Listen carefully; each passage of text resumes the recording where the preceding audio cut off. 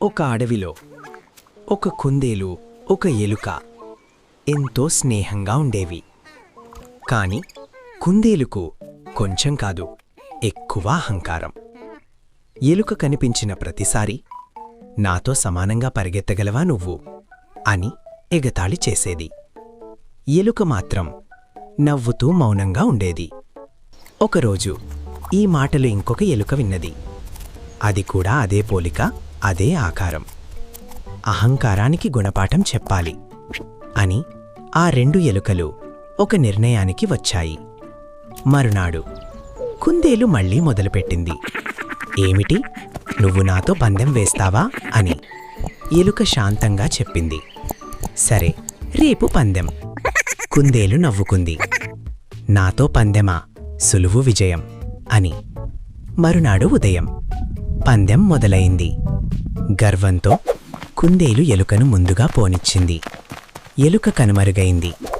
అప్పుడే కుందేలు పరిగెట్టింది. కాని దారిలో ఎక్కడా ఎలుక లేదు. గమ్యం చేరగానే ఎలుక ముందే ఉంది. కుందేలు షాక్. మళ్ళీ పందెం పెట్టుకుందామా అని ఎలుక అడిగింది. ఈసారి కూడా కుందేలు అదే గర్వం.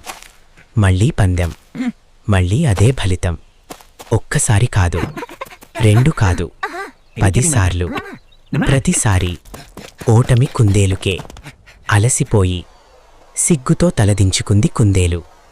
సాయంత్రం అడవిలో ఓ మూల 2 ఎలుకలు కలిసి జొన్న కంకులు తింటూ కనిపించాయి. అప్పుడు ఒక ఎలుక చెప్పింది, గర్వం పతనానికి మూలం. మరో ఎలుక నవ్వుతూ అంది, బలం కాదు, బుద్ధే నిజమైన విజయం. అప్పుడు కుందేలుకు అర్థమైంది, తక్కువ అంచనా వేసిన ప్రతిసారి ఓటమి ఖాయం. మీకు ఈ కథ నచ్చితే ఒక చిన్న లైక్ కొట్టండి. ఇలాంటి కథలు మిస్ అవ్వకూడదంటే సబ్స్క్రైబ్ చేయండి. మళ్ళీ ఇంకో కథతో కలుద్దాం. ధన్యవాదాలు.